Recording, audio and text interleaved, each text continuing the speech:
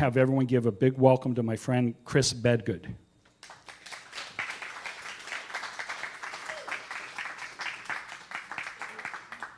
Most of you already know me, so it's not like, Yeah. like this big intro. But Yeah, have a seat, man. thank you. I got a list of questions I got to pull out. See how we do things here. So while he's getting his questions out, so the TV show was 2000. He's probably one of his questions, but I just want you to know in here that I'm not here to act like I know everything, because I don't. So just to start that out, there's guys in here who've done more than I've done. Guys in here will do more than I've ever done, and I'm just here to contribute to the club because I got my start in clubs. That's how I met my partner that was on the show with me. I went to clubs. I was a greenie, had never done a deal, was scared to death to do a deal, but I'm an old Navy guy, so I was going to plug ahead and figure it out.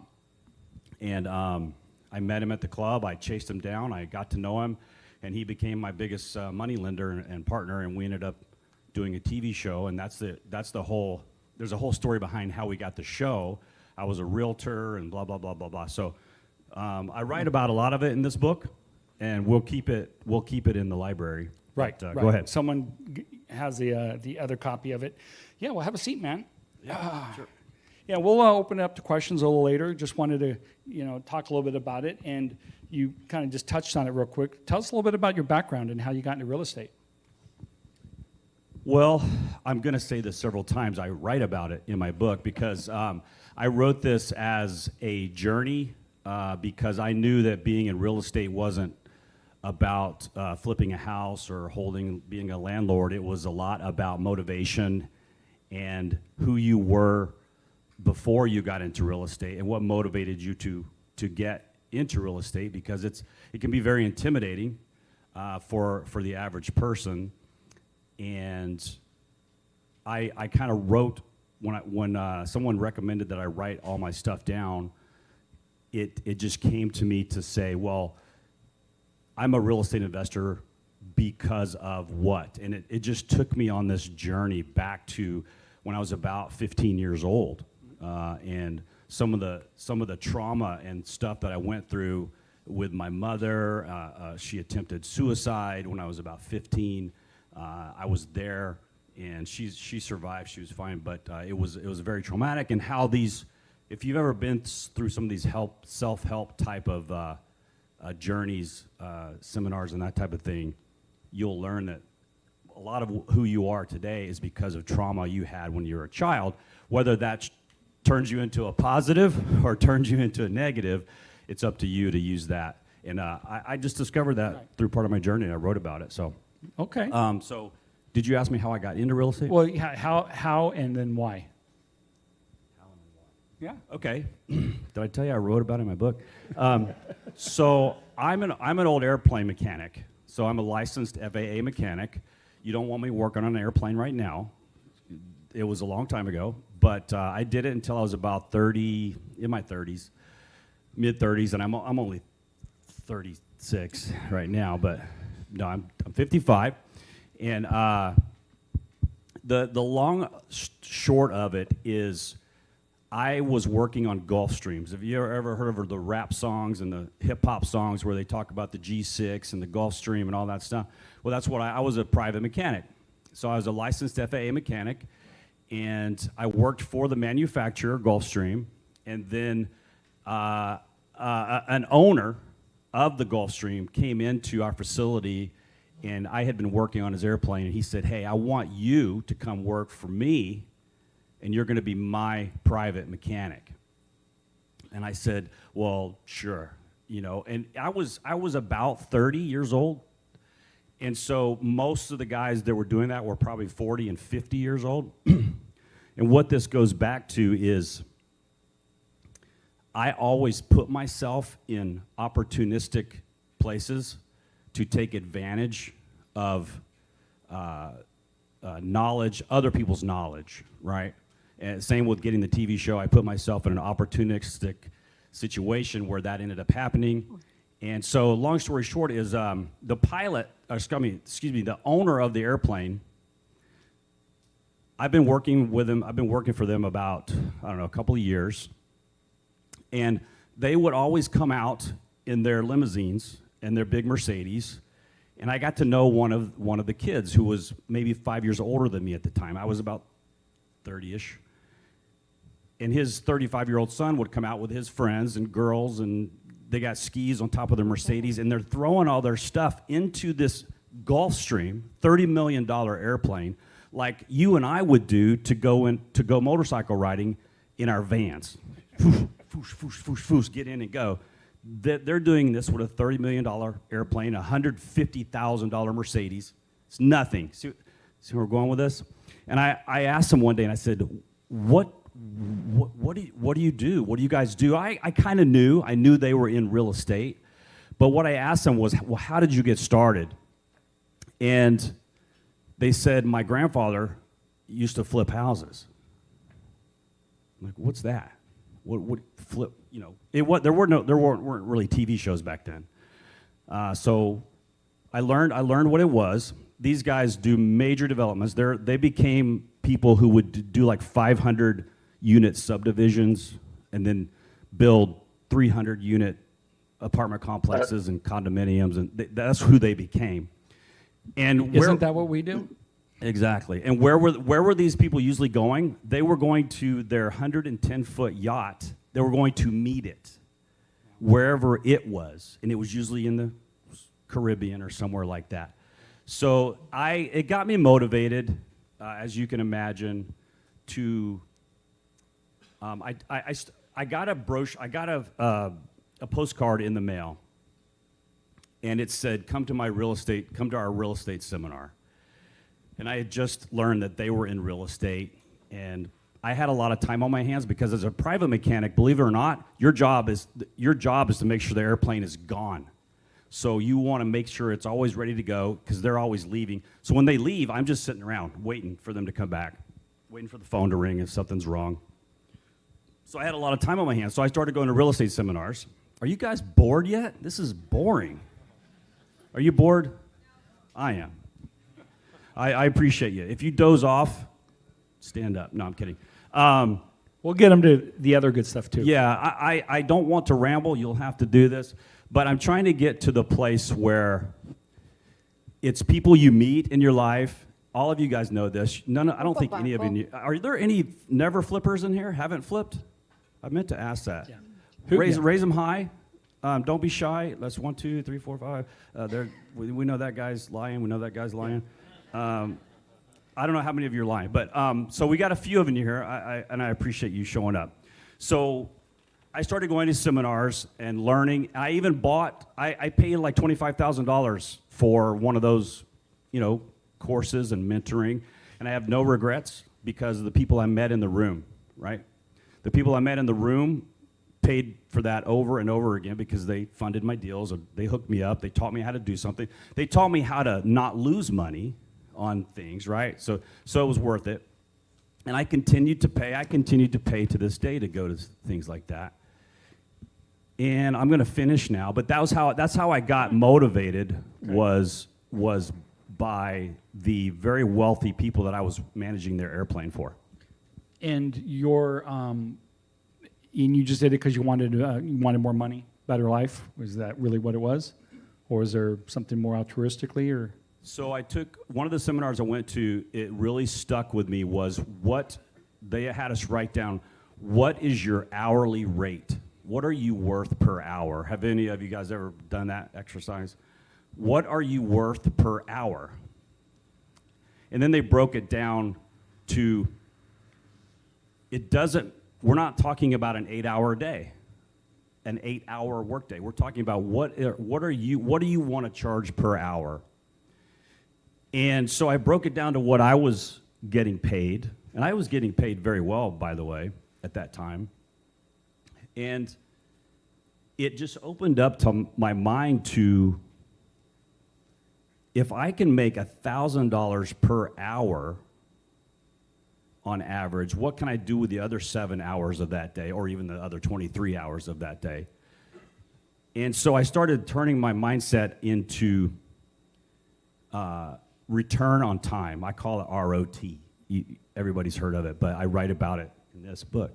But ROT is the most important thing we have, and so I was working for wealthy people. I figured, why not go try to be wealthy? And I still don't have the Gulfstream yet, but that's probably just because I just never really got to that place. Yeah. Jeremy will get one soon, probably. No, I can still relate. I mean, and like I said, when we started, Angela and I, we were working at a printing company. I just wanted to be my own boss. I wanted to not have to have an alarm clock to wake me up in the morning, and wanted to be able to go do things. And now it's, want to go to Alaska with her and go to Europe with her and go jump on the motorcycles for the weekend with you and some friends, and want to do what I want when I want to do it, and be able to do that with our kids and grandkids. And that was a big why. So I spent years just trying to get out of the freaking job. Once I got out of the job, it's like, okay, now what? I have no idea. So I've been there, man. I've been there on that. So, okay, so, and you went the route that, did you just start, when you start going to meetings, and this is something that I have here in a second, that you make a comment that, in your book, you point out that networking isn't just going to events. You walk up and say, hi, I'm Chris Bedgood, and you want to meet them. And so it's actually saying something. So, because a lot of you come in here and will sit down and do your thing, and then you'll run out the door real quick and not say hi to anybody. There's a few of you we see. So I want you, we're going to get to that. You talk about that as one of the things as well. Yeah, I kind of have the slogan, network your way from zero to hero. I'm a U.S. Navy veteran, third generation, so I kind of tie things into that. It's called Veteran Flipper. It's on Amazon, by the way. I don't make money from it. I bought. I mean, you do have to buy it, but just to say, I'm not here to promote this book. It's worth it. I have it. I wrote this because I wanted to share it, and it's people. I read a bunch of people's books, and I just thought if I could share.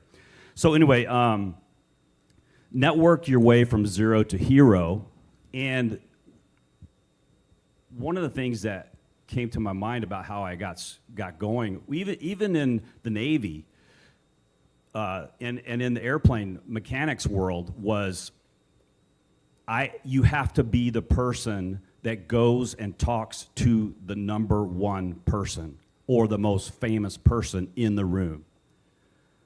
You can translate that however you want, but what I would do is when I went to seminars, a lot of people would be talking to their neighbor, or they'd go eat salad for lunch, or they'd, go do whatever they did.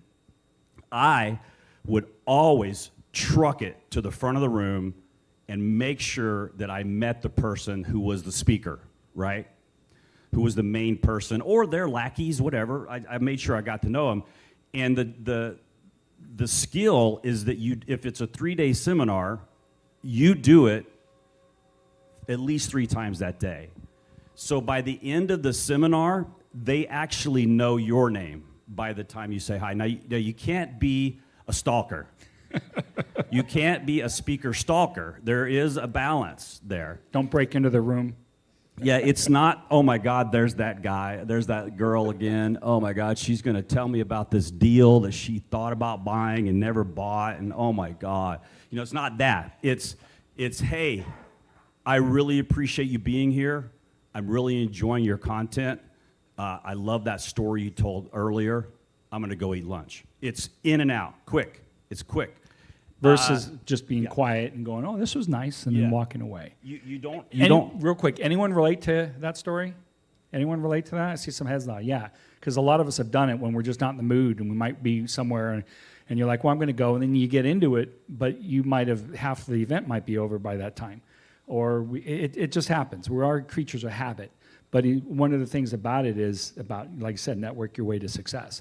That's why you hear me talk about Chris, you hear me talk about his book, because I'm a big believer on it. You have something very valuable and worthwhile to say, and I wish I had read that back in 2010 or 11 and not waited until like 2016 or 18. It wasn't out until like 2015. So yeah, see, but I wish it was, because it was it was the right book for someone wanting to get going.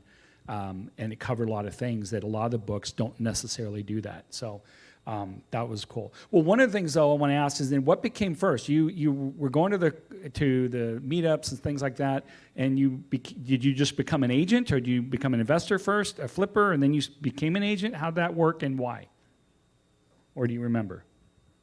So I bought my first townhome, so my first property when I was 30, because I didn't know any better. I wish I'd have bought it when I was in the Navy at 19, that type of thing. I wish.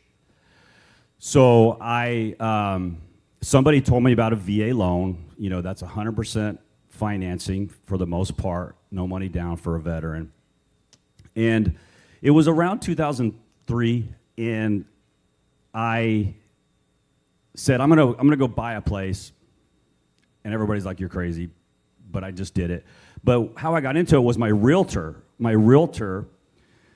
Because I beat up the seller. I beat him up. I'm like, no, you got to fix that. You got to fix this. I just worked them. And I didn't really know why, except maybe just from my aircraft mechanic days, being in the Navy, and just, I'm going to work this. And my realtor said, dude, you ought to be a freaking realtor. So I went and got my license as a learning experience, not to be a realtor. It was to get my license, and a lot of you in here have probably done that. You got your real estate license to learn, and maybe you've never even done a transaction, which is not unusual. So, but the thing is I went through a crisis when I was about 35. Now, I'm not going to go down the rabbit hole of what it was all about, but it was a situation where I got down to my last $3,000 at 35 years old, and I had actually been doing really well, and I thought I was doing really well. I was buying stuff, using other people's money, and just doing it all wrong. And I got down to about $3,000.